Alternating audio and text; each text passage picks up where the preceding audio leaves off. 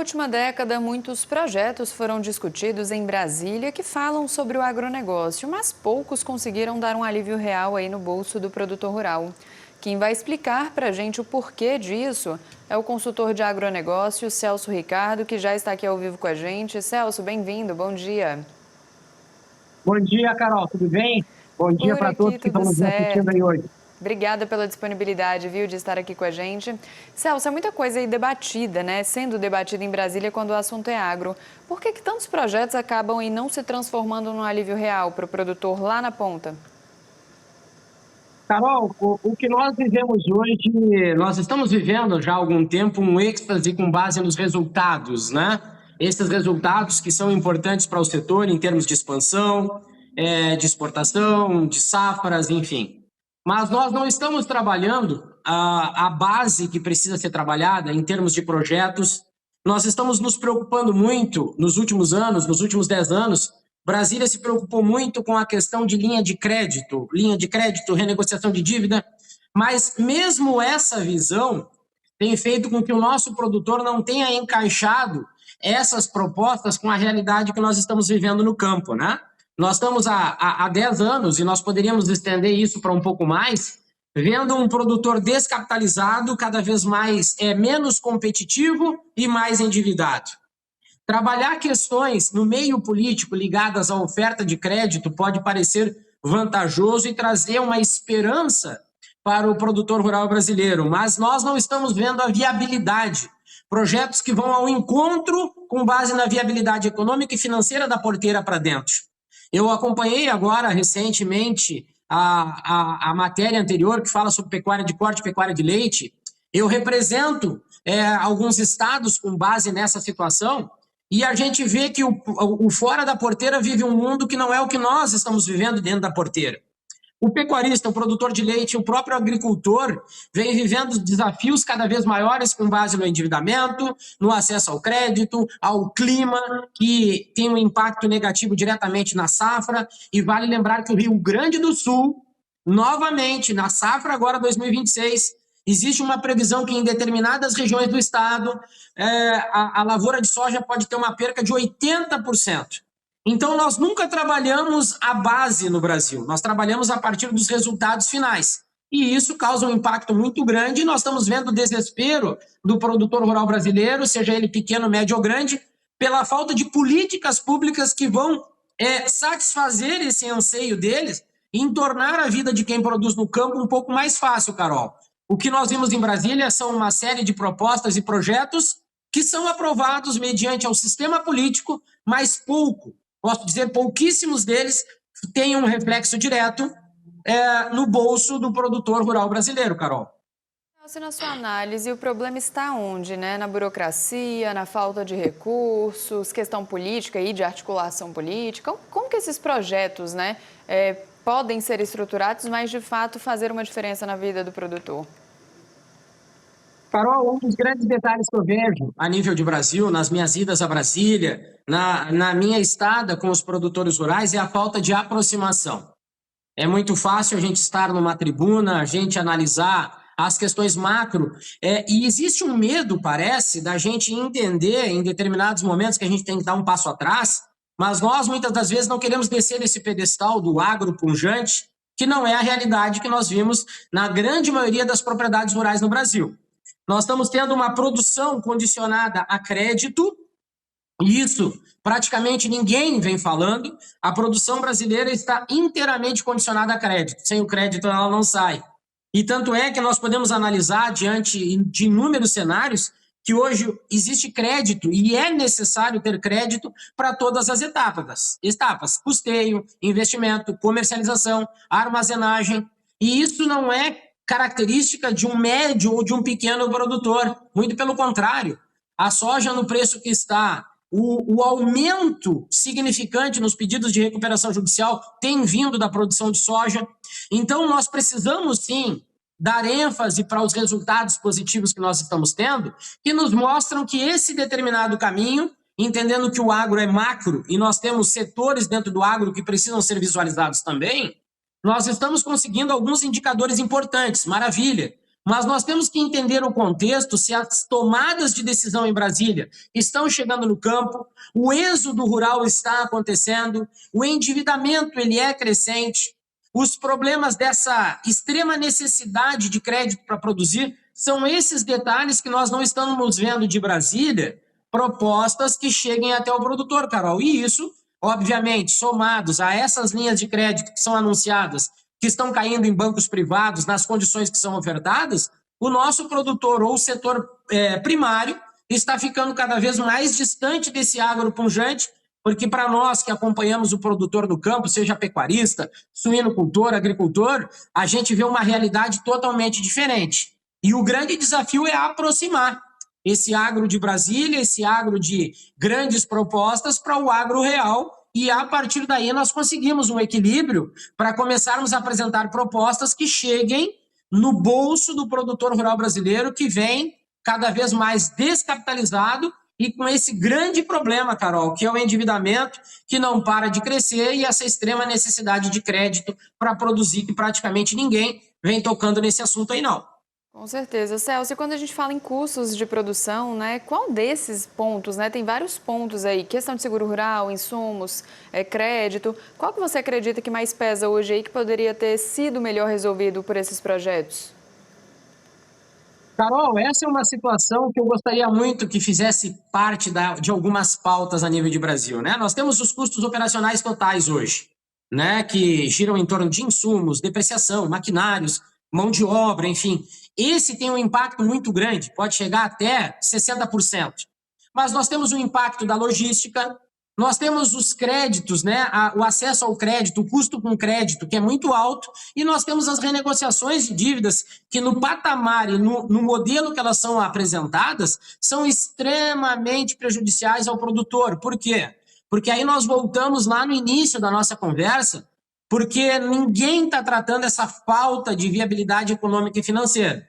Então, se nós entrarmos dentro de uma propriedade rural que hoje trabalha com commodity e vive à mercê, né, de uma limitação de negociações das commodities, porque a determinação ou a definição de preços fica 100% nas mãos da indústria, o produtor tem esse acúmulo de crédito, de custo, né, cada vez mais alto, e ele não tem como diversificar a produção para amenizar o custo.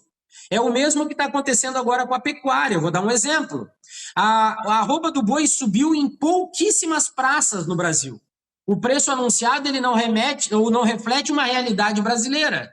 Mas, em contrapartida, os insumos já subiram de uma maneira geral, inclusive a reposição. O preço do bezerro subiu automaticamente e absurdamente. A ajuda, a cria é muito bom, mas assim que o preço da arroba despencar, porque ele vai cair, ele não tem sustentabilidade para isso, os insumos e os custos ao redor do pecuarista vão se manter. Então, no Brasil não existe equilíbrio, não existe propostas, não existe gestão e, principalmente, políticas públicas que nós, no escritório, muitas das vezes definimos como as ideais. Brasília trabalha com outro contexto, seja na própria FPA e até mesmo no próprio Ministério da Agricultura, que deveria estar acompanhando essa situação um pouco mais de perto. Então, o produtor rural tem muito mais adversidades do que oportunidades para negociar sua produção. E esse impacto gera muito mais percentual no custo do que propriamente no preço das commodities. Então, esse desequilíbrio, Carol, é o que tem causado todo esse desespero no produtor rural brasileiro, que parece que nós estamos criando uma redoma para não deixar esse grito ecoar. E o Brasil vive ainda desses resultados finais que acabam, e já estão há muito tempo, nessa análise que a gente fez de 10 anos, a gente pode estender um pouco mais, só que a voz do produtor não está chegando, né, nos holofotes ou talvez nos microfones que precisariam, Carol. Pois é, Celso, na sua opinião, o que precisa mudar daqui para frente para que as decisões em Brasília realmente resultem aí numa redução de custos, de mais competitividade para o agro brasileiro? Carol, muito objetivamente eu te digo, falta compromisso. Nós sabemos que as secretarias de agricultura dos estados não têm uma ligação direta com o Ministério da Agricultura e vice-versa. Ambos os setores, seja as secretarias de agricultura dos 26 estados ou do Distrito Federal e o próprio Ministério da Agricultura, não têm um modelo de gestão específico para tratar esse agro setorizado como precisa. Então, nós acabamos nos agarrando a partir de uma necessidade de um sistema político para dizer que nós somos e acabamos esquecendo de analisar quem nós estamos sendo num determinado momento. A dificuldade para o produtor rural hoje produzir no Brasil ela é tremenda, devido a inúmeros cenários e aspectos. Só que essa está ficando um pouco de lado. Nós estamos tratando as indústrias, nós estamos tratando essa questão que é um tanto quanto ainda, um pouco folclórica dos 500 mercados que foram abertos. Isso ainda não reflete essa necessidade de expansão da produção brasileira. Nós ainda dependemos muito da China, que já anunciou, essa taxação da carne brasileira a partir da cota atendida. Hoje a China tem 12%, mas pode agregar 55%, e nós estamos falando de uma cota de 67% de taxação. Isso vai ter um impacto interno muito grande, mas o Brasil não trabalha visando o futuro. O Brasil trabalha sempre num momento, e o momento parece que é sempre vantajoso e nos impede de nos protegermos das fronteiras para dentro devido aos inúmeros cenários que podem acontecer do dia para a noite. O Brasil não trabalha cenários, ele trabalha o momento. E isso acaba mascarando e não deixa com que as informações cheguem para todos os órgãos competentes para tomarem as decisões necessárias. Então, o produtor rural brasileiro precisa de voz. Essa intermediação entre secretarias de agricultura dos estados e o Ministério da Agricultura precisa acontecer.